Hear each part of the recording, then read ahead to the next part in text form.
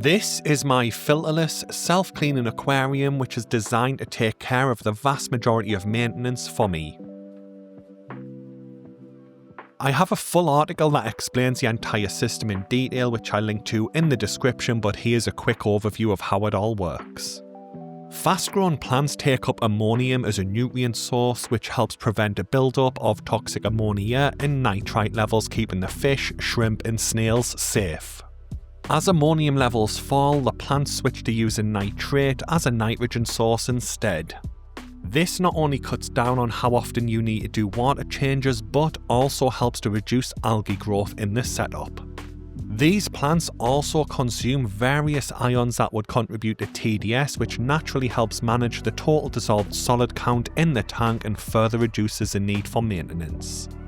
Meanwhile, microorganisms, shrimp and snails break down decaying plant matter, fish waste and leftover food. This helps to mineralize those nutrients back into the water column for use by the plants as quickly as possible, meaning there's no need to do any gravel vacuuming or use anything like liquid fertilizers. This is the 5-month update for the tank, so let's get into it.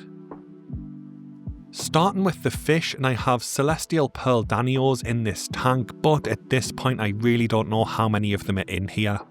These little guys have definitely been breeding in the tank, and I know I mentioned it in the last few updates, but the smallest juvenile celestial pearl danios in here are far too small to be the babies I moved over from the old tank, so they've got to be new fry that have been born in this tank. I know that the danios do seem shy in this setup, but that is usually when I'm close to the tank. This B-roll is recorded from my phone on a tripod around 5 meters away from the tank, set to 2x zoom just so I can keep everything as far away from the tank as possible, but as you can see, when I'm not near the tank the fish are happy to swim around. That said, they do still avoid the right hand side of the aquarium even when no one's near the tank, and I'm not 100% sure why that is. Someone did recently ask me if I'm considering adding ditherfish to this tank. Now, ditherfish isn't a specific species of fish, it's usually a term for more confident, active fish that will swim around in the tank and make the danios feel safer and know there's no predators hunting for them. Originally, I wasn't planning on adding any more fish to this particular setup, but a few days after that comment, one of my friends offered me some pygmy Corydoras. While I did turn them down and he's since given them to somebody else, it definitely got me thinking about adding a second species to the tank. I'm still not sure what would work well in this tank because it's only 45 litres or 12 US gallons, and like I mentioned, the celestial pearl danios are constantly breeding, so there's their population increasing as well. But adding a second species of fish to the tank is something I've got in the back of my mind now, so I'll think about it over the coming weeks. The main thing to take from this section of the video is that I haven't noticed any issues with my fish. They all seem very happy, especially during feeding time or when no one stood next to the tank.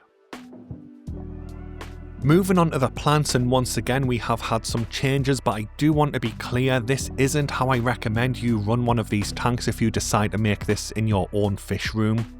Normally you'd stick with easy category plants from the very start and just leave nature to do its thing and form the ecosystem as it evolves over time.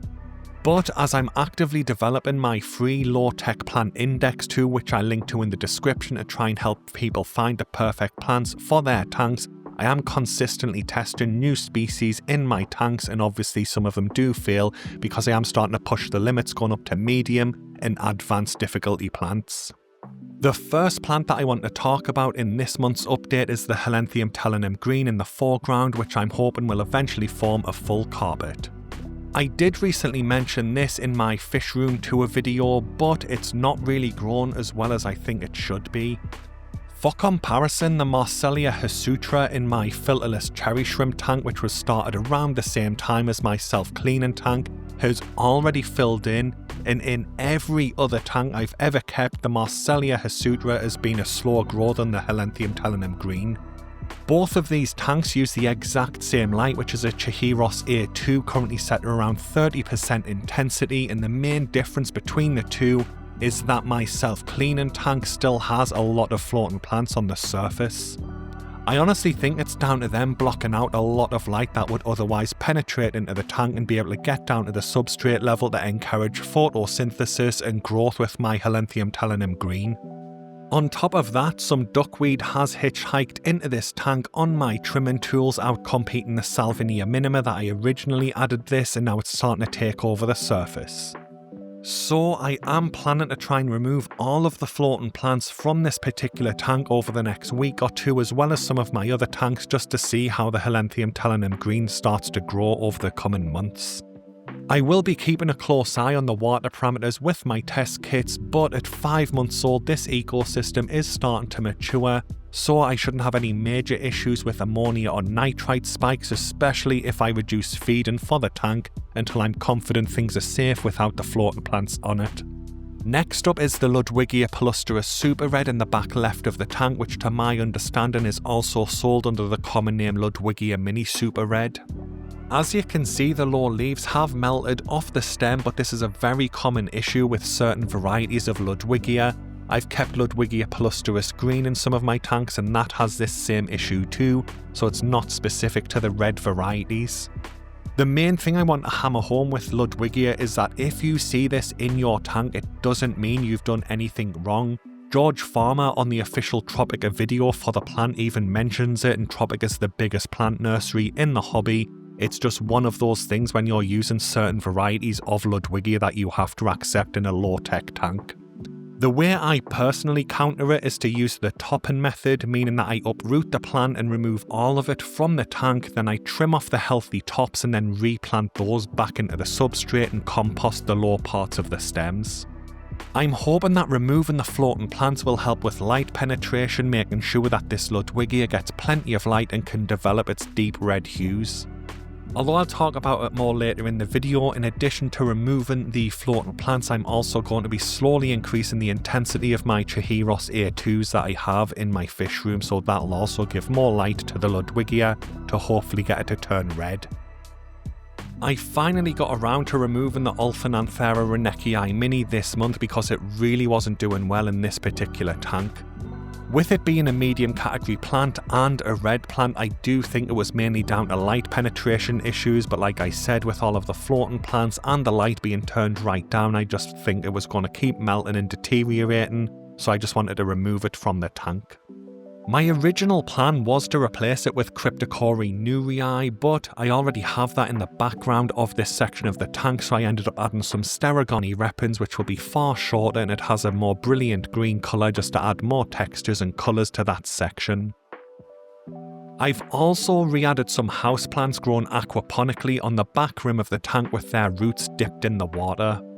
Right now I have Monstera adenisoni, Pixel Arrowhead, Peace Lily, Pink Photonia and White Polka Dot Plant. All of these grow far slower than the Tradescantia I originally had on this tank a few months back, so they shouldn't be stripping too many nutrients out of the water column, resulting in problems with my submerged plants that I think I had with the Tradescantia. Moving on, and we get to my shrimp, and I have Orange Neocaridina and Armano shrimp in this, and it's pretty much more of the same for my shrimp.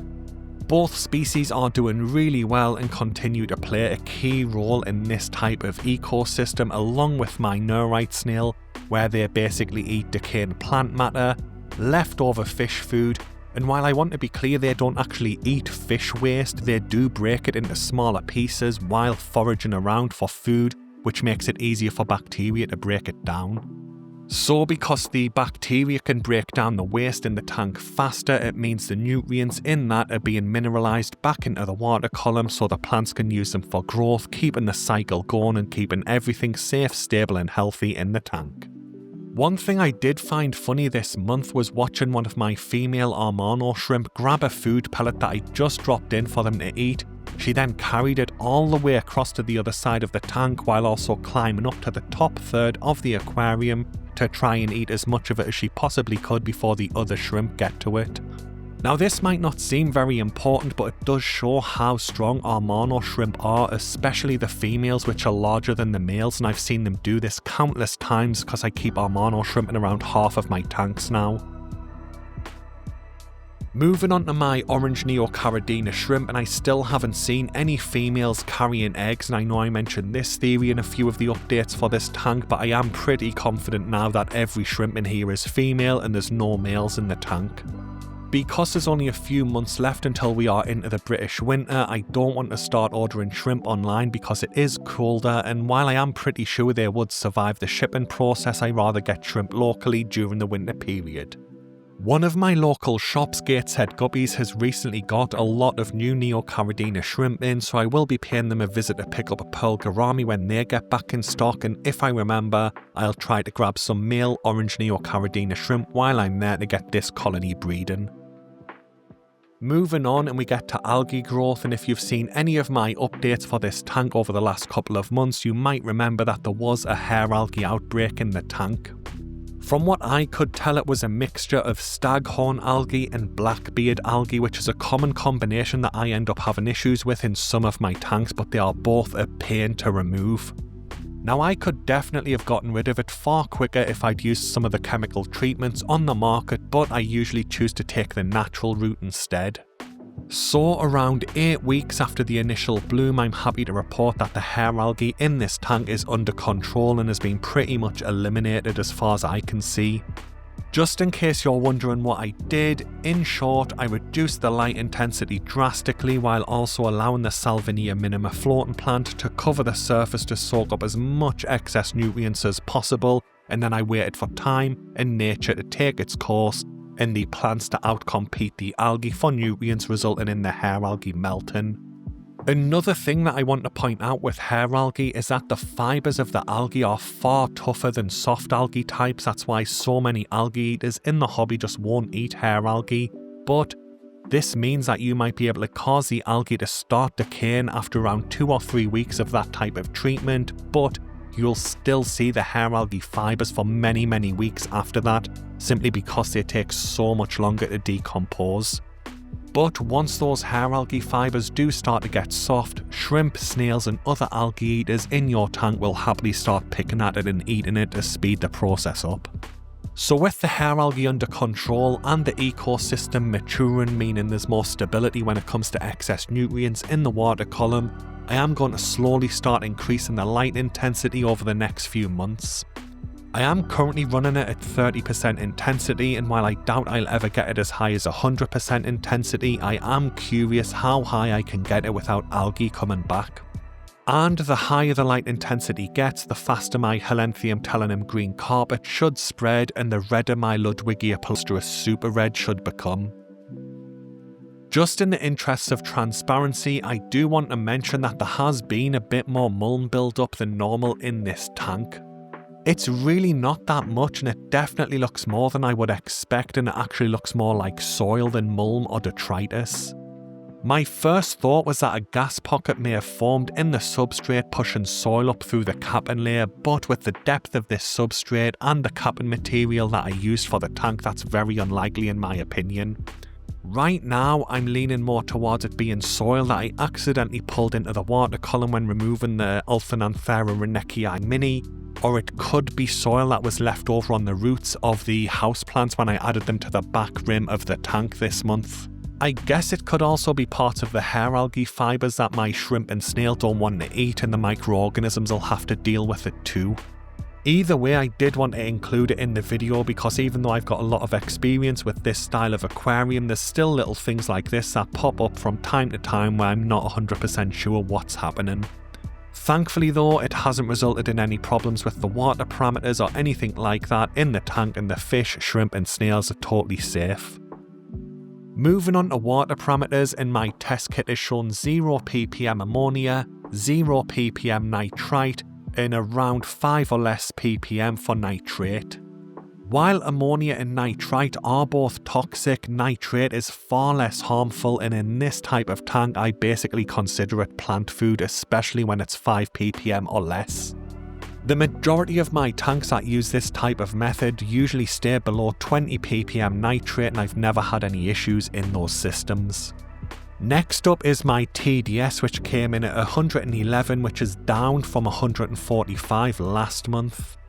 As I mentioned earlier though, I have had floating plants densely covering the surface while trying to treat the algae, and floating plants can absorb a lot of TDS ions for growth. But this tank has only had water top-offs to counter evaporation rather than full water changes, so contrary to the popular myth that TDS levels just constantly increase in an aquarium, with this type of setup with the right type of plants, TDS levels can be managed. Moving on, and we get to KH or carbonate hardness, and this is a drop test and it took me 2 drops to get the colour to change, meaning that the KH of this tank is currently 2, which is around what I'd expect because my tap water has a KH of 3. Then we have GH or general hardness, and if you remember from last month's update, I did mention that my GH test kit had expired and that I needed to get a new one. I will make a short on this, but someone did comment asking me to test both kits to see whether expiration dates actually matter or if it's just a way to sell more test kits. My new GH test kit is from NT Labs, which works in a slightly different way to the one from API, which is the expired one, but my new one says I have a GH of 7 in this tank, and the expired API one didn't register any GH up to 10 drops, which is extremely unlikely for this tank. So I am leaning more towards expiration dates on the test solution bottles actually mattering, so if you do go past them, try and get a new one as soon as possible. But it is worth pointing out that this did catch me off guard because my non-expired API test kits, when I've checked my tap water previously, did say that I had a GH of 4 right out of the tap. So I am curious where that extra calcium and magnesium in the water is coming from that the NT Labs kit did seem to detect. If I get another reading of a GH of 7 in next month's video, I'm thinking of getting a fresh API GH test kit and checking all of my tanks and my tap water with both kits side by side to check for discrepancies between the two. Like I said, they do work in different ways. The API kit is a single solution test, while the NT Labs one is a 2 solution test, so the methods are actually different. I'm curious what the both would say. Anyway guys, that brings the video to an end. I hope it's been helpful, and good luck with your own similar tanks if you decide to give one a try.